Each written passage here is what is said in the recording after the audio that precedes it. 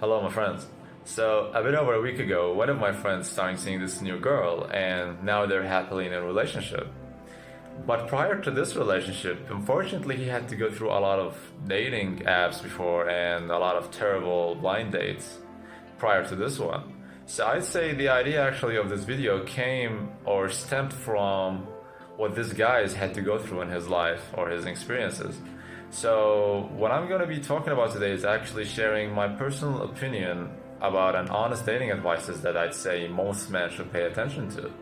So, I'm going to make it short, simple, and straight to the point, starting with point number one, is that you should worry less about if they like you and worry more about if you like them.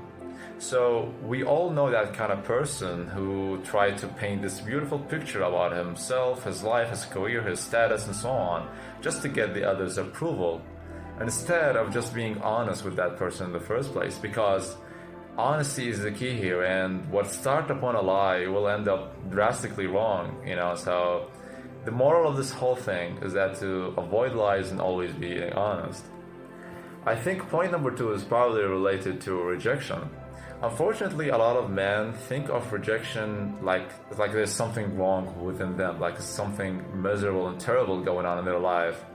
While in reality, it shouldn't be that way, just that whatever sets and priorities and belief system you got going on wasn't properly aligned with the opposite person. So the moral of this whole point is that don't take rejection too personally to a point where there's something wrong going on with your life or within yourself, because clearly there is not. Point number three, I would say, ask yourself, are you going to be friend with this person, or would you consider the possibility of being a friend with that person if you're not sexually or physically attracted to in the first place? Because unfortunately, a lot of, especially the first dates, most of them are based upon kind of like the intimate part first, and instead of building something that can last, something with a strong and a belief system, something with a meaningful mindset projected from one towards the other. So ask yourself this question and be honest. I would say probably point number four, I would say, is that think about the things that you think are major to you in this relationship that you would never ever sacrifice or compromise for. So my point is that in this date, assuming everything went okay, you should actually be talking about the things that you think are important for you to bring, that you will bring to this relationship, and what kind of things do you expect your partner to provide. Because it's this whole relationship, it has to be a two-way street. There has to be some transparency and communication. Nothing will last if only one part is making the sacrifices or making this whole alteration in behavior or something. Even though, I don't believe in that. If I don't believe in person changes for that matter.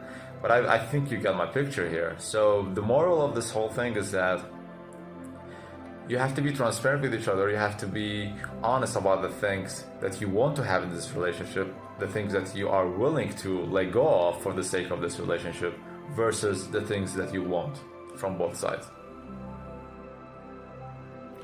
Point number five, I'd say, is to pay attention to behavioral patterns. In other words, if your partner said or done something repeatedly and continuously, and you notice that it's kind of provoked something uncomfortable within you or some sort of a behavior that you don't like, then it's probably okay to give them the benefit of the doubt for a couple times. But if it continues to happen over and over again, then you have to notice that and you have to believe it, that this is the right behavior. This thing is actually coming from this guy or this girl, and you have to pay attention to it.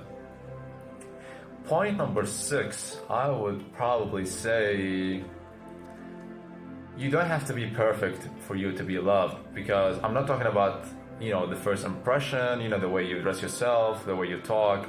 Of course, you have to pay attention to that. But my point is, we all have vulnerabilities and insecurities within us. And owning to them and embracing them is actually one of the most attractive things we can do. And the right person would appreciate that, will embrace them with you, and will show you the kind of support that you need. And thereby, hopefully, you will get a relationship. You will get a very strong foundation that this person actually didn't pay attention to all of that, didn't pay attention that you made mistakes, but you're man enough or you're woman enough, let's say, that you owned up for it and you shared them and you're not afraid of correctifying them.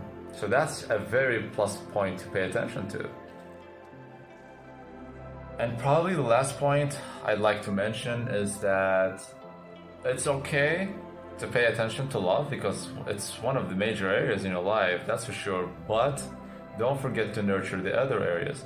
So by that I mean pay attention to your health, your career, your finances, who you are as a person, what kind of things you like to happen, who are you in this whole landscape of humanity, what kind of purpose, what kind of a meaningful life you would like to have, because it's always better to live your life and dedicate your life to a meaningful purpose, to a higher power, And the reason why I mentioned that, because it's okay that, let's say for example, assuming you got this love, this spark and everything, and you got this perfect partner, but if you are not very well balanced and stabilized in these areas that I mentioned, then the aftermath of that, they're probably starting to seep into this love, and thereby it will affect this whole relationship.